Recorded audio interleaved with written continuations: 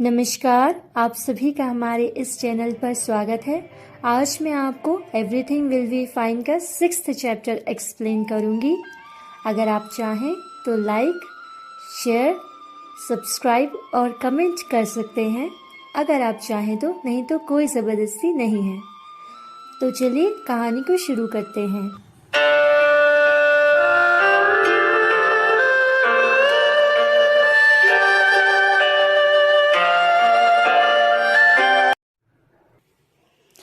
सेक्लिडजिन, आपके लिए यह पत्र आए हैं, एक सर्वेंट कहता है।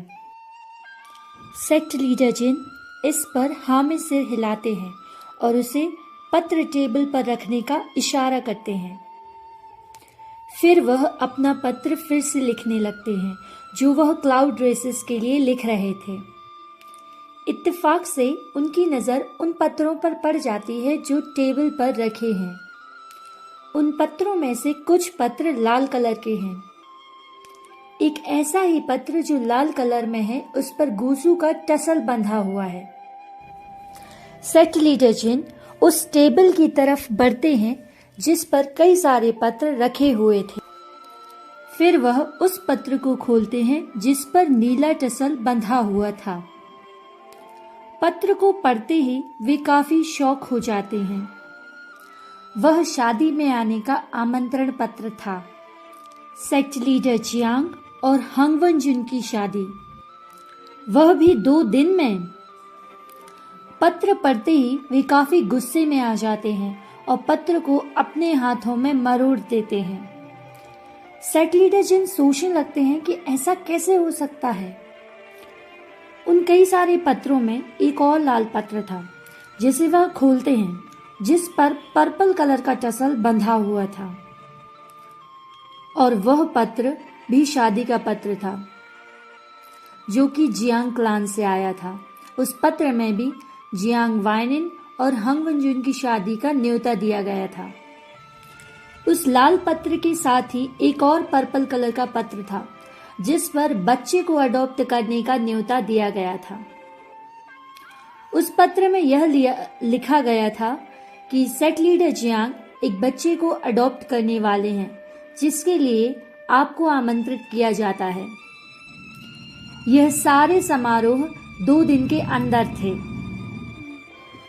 वहीं दूसरी तरफ निये क्लान में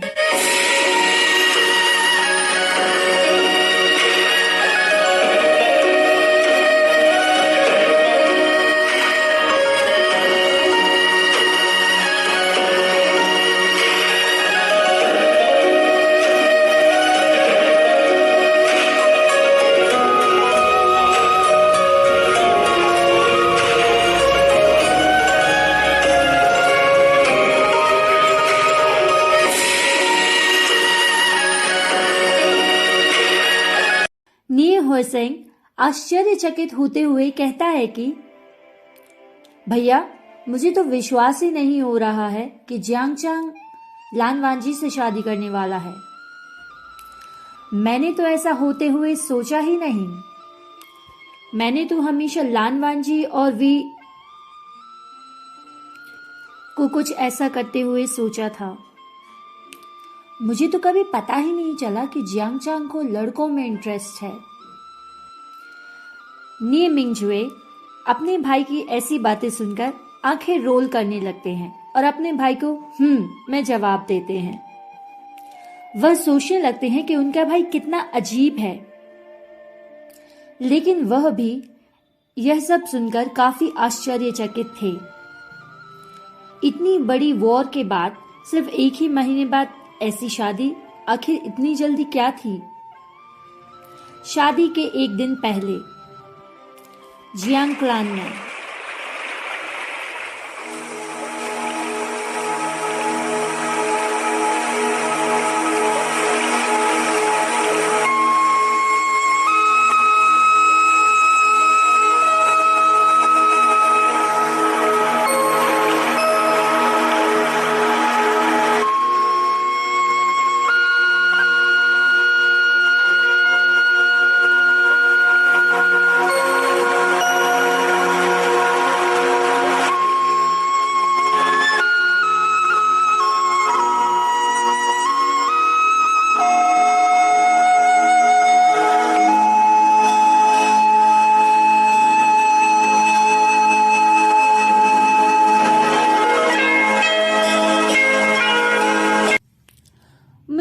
विश्वास ही नहीं हो रहा कि सेक्ट लीडर जिन हंगवन जुन से शादी करने जा रहे हैं, पर मैं उनके लिए बहुत खुश हूँ। इतनी बड़ी वॉर हो जाने के बाद हमारे पास अब आया है कुछ अच्छा सेलिब्रेट करने के लिए। मैं वॉर के बारे में सब कुछ भूल जाना चाहती हूँ और अब बस खुश होना चाहती हूँ, ऐसा एक नौकरानी कहती है। इस पर एक नौकर कहता है कि तुम्हारी बात तो सही है, लेकिन यह इतना जल्दी क्यों हो रहा है? मैं इतने सारे काम करके परेशान हो चुका हूँ। मेरी मेन गेट की अभी भी आधी सजावट बची हुई है, लेकिन ठीक है, मुझे बुरा नहीं लग रहा है। मुझे रसोई से पता चला है कि इस समारोह में काफी सारा अच्छा खाना बनने वाला है। आखिर ये सेक्ट लीडर की जो शादी है, सिचुएशन की वजह से बहुत कुछ अच्छा तो नहीं बनेगा, लेकिन जितना भी बनेगा वो काफी स्वादिष्ट होने वाला है। सेक्ट लीडर जियांग ने सर्वेंट्स को और मेड्स को भी अपनी शादी में बुलाया है। मुझे पता चला है कि उन्होंने कहा था कि इतनी ब्रूटल वॉर होने के बाद सभी को खुशी का एक मौका मिलना चाहिए, और इसीलिए उन्होंने पूरे जियांग क्लान को अपनी शादी में न्योता दिया है। सच में? एक दूसरी नौकरानी पूछती है। इस पर एक और नौकर कहता है कि हाँ, मुझे भी यही पता चला है। हम सभी को न्योता आया है। हमें हेडमेड से जल्दी ही इस बारे में पता चल जाएगा। इस पर एक नौकरानी कहती है कि वाह, अरे वाह, मैंने बहुत दिन से अच्छे कपड़े नहीं पहने हैं और मेरे पास बहुत अच्छे कपड़े बचे भी नहीं हैं, लेकिन मुझे यकीन है इस शादी के लिए मैं कुछ न कुछ अच्छा तो ढूंढ ही लूंगी। सभी नौकरों की यह बात चल ही रही थी कि इतने में वहां पर हेडमेड आ जाती हैं और उन पर गुस्सा करने लगती हैं। तुम सब यहाँ क्या कर रहे हो? बहुत सारा काम बाकी है, जल्दी जल्दी करो। वह दो नौकरों की तरफ देखते हुए कहती हैं कि तुम दोनों कि जाओ और सभी नौकरों से कह दो कि सभी को शादी के लिए आमंत्रण मिला हुआ है, इसलिए अच्छे कपड़े पहनकर शादी में आ जाना। इतना सुनते ही सारे नौकरों की खुशी का तो ठिकाना नहीं रहता और वे बहुत ही ज्यादा फुर्ती से अपना काम करने लगते हैं। ऐसा नहीं है कि उन्होंने अपने घर वालों को नहीं खोया है या उन्हें दुख नहीं है, लेकिन इतनी ब्रूटल वॉर हो जाने के बाद आखिर खुशी का अगर एक मौका किसी को मिल जाए तो क्या प्रॉब्लम है अगर वो थोड़ा खुश हो जाए, थोड़ा हंस ले। आखिर खुश रहने का हक तो सभी का है ना। सेक्ट लीडर जियांग जीवुजिन कहते हैं और उन्हें उनकी तरफ देखकर नोट करते हैं। इस पर सेक्ट लीडर जियांग कहते हैं कि एल्डरलान, जीवुजिन, हंगवनजुन। इतना कहते ही वे उन तीनों की तरफ देखकर बो करते हैं। सेक्ट लीडर जियांग युआन को हंगवनजुन के साथ खड़ा हुआ देखते हैं, लेकिन उन्हें नहीं पता कि उन्हें इस बच्चे से क्या कहना चाहिए। लेकिन युआन उन्हें देखकर स्माइल कर रहा था। सेक्ट लीडर जियांग देखते हैं कि युआन अब काफी अच्छा दिख रहा है, काफी हेल्दी दिख रहा है। जब उन्होंने उसे पहली बार देखा था तो वह काफी कमजोर दिख रहा था। वह नीले कलर का गुजू हाफू पहने हुए है। मैंने आप सभी के लिए कमरे तैयार करवा दिए हैं। इतनी यात्रा के बाद आप सभी को थोड़ा आराम कर लेना चाहिए। जीवुजिन, एल्डरलान, ऐसा सेक्ट लीडर जियांग कहते हैं। इस पर लान कीरान हाँ में सिर हिलाते हैं और लान चीचा कुछ गुजू डिसिपल को आगे आने के लिए कहते हैं। वह गुजू लान डिसिपल कुछ तोहफे लिए हुए थे। यह सब देखते ही सेक्ट लीडर जियांग कहते हैं कि इस सब की क्या जरूरत थी जीवुजिन? आखिर यह इस पर जीवुजिन कहते हैं कि सेक्ट लीडर जियांग, यह बस कुछ शादी के तोहफे हैं। इस सिचुएशन में हम ज्यादा तो कुछ नहीं कर सकते, लेकिन हम जितना भी कर सकते थे हम उतना ले आए। इस पर जियांगचंग देखता है कि तोहफे कम तो बिल्कुल भी नहीं थे, वे जरूरत से ज्यादा ही थे, काफी ज्यादा। जीवुजिन अब भी यही कह रहे हैं कि ये कम है, ना जाने कहां से। जीवुजिन को देखकर जियांगचंग ना नहीं कह पाता और हाँ में सिर हिला देता है और अपने नौकरों से कहकर तोहफों को अंदर अच्छे से रखवा देता है। इसके बाद सभी लोग अपने अपने गेस्ट रूम में चले जाते हैं। वांजी तो जियांगचंग की तरफ देखता ही नहीं। उसका तो दिल भारी हो रहा था। लान वांजी सोच रहा था कि आखिर यह कैसी दुविधा है। जिस व्यक्ति से वह प्यार करता था वह मर गया और अब वह उसी के भाई से शादी करने जा रहा है। जिस घर में उसे फर्स्ट डिसिबल का हस्बैंड बनकर आना चाहिए था, उस घर में अब वह हेड कॉन्सर्ट बन के आ रहा है। जिसे युआन का चाचा होना चाहिए था, अब वह युआन का। वह इस सब के बारे में सोचना भी नहीं चाहता। लान वांजी सोचने लगता है कि यह सब ठीक है, जो भी हो रहा है यह सब ठीक है। यह सब वह अपने बच्चे को बचाने के लिए कर रहा है। लान वांजी अपने गेस्ट रूम में बेड पर बैठ जाता है।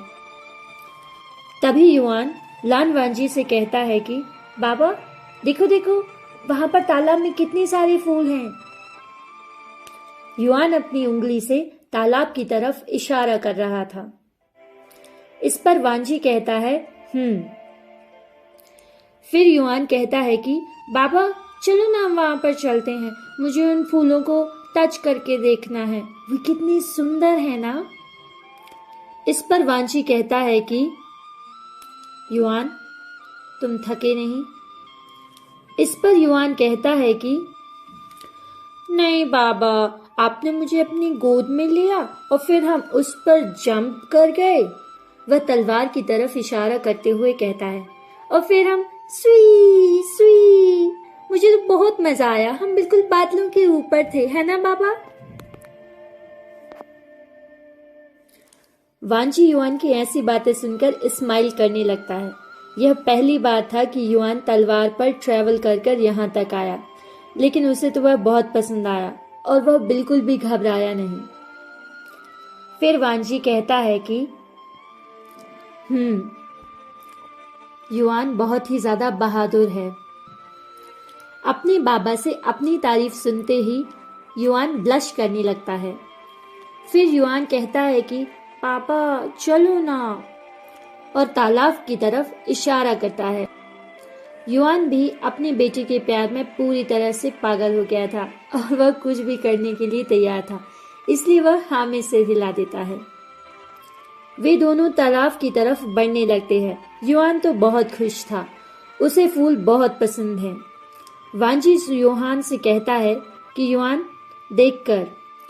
इस पे युआन कहता है कि ओके पापा।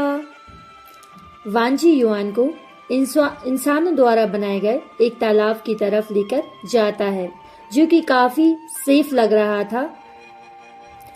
लेकिन तभी वहां सेट लीडर जिन आ जाते हैं और वांजी की तरफ देखकर कहते हैं हंग वंजुन। सेट लीडर जिन मेन गेट की तरफ से आ रहे थे कि अभी अभी वह लोटस पियर में आए हैं।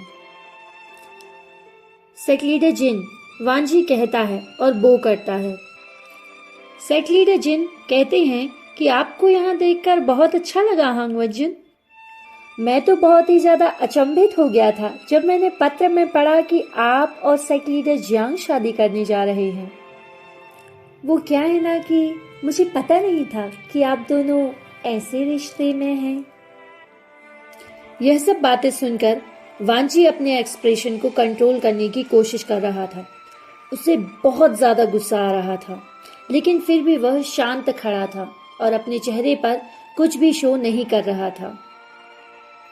इस पर वांजी कहता है कि इसके बाद सेट लीडर जिन युआन को देख लेते हैं और कहते हैं कि अरे यह बच्चा किसका है। वांजी उत्तर देने ही वाला था, लेकिन इतने में वे दोनों बच्चे की रोने की आवाज सुनते हैं। सेट लीडर जियांग पास ही के एक बगीचे में जिनलिंग को अपनी गोद में लिए हुए जिन गुआयों के साथ खड़े हुए थे। सेट लीडर जियांग जिनलिंग से कहते हैं कि बेटा चुप हो जाओ, वह आ रही है। इतने में जिनलिंग की आया आ जाती है और उसे सेट लीडर जियांग से ले लेती है। फिर इस सब के बाद जियांग चेंग सेट लीडर जिन और हंग वंजुन को देखता है। वह युआन को भी बगीचे में खेलते हुए देखता है और फिर वह उन दोनों की तरफ चलकर जाता है। जियांगचांग कहता है कि सेक्ट लीडर जिन, आपको थोड़ा आराम कर लेना चाहिए।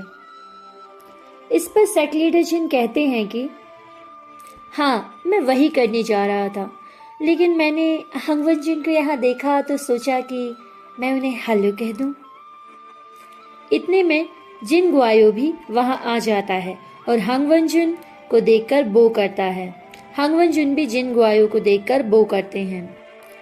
इतने में युआन अपने बाबा से कहता है कि बाबा देखो देखो, वह एक तितली की तरफ इशारा कर रहा था।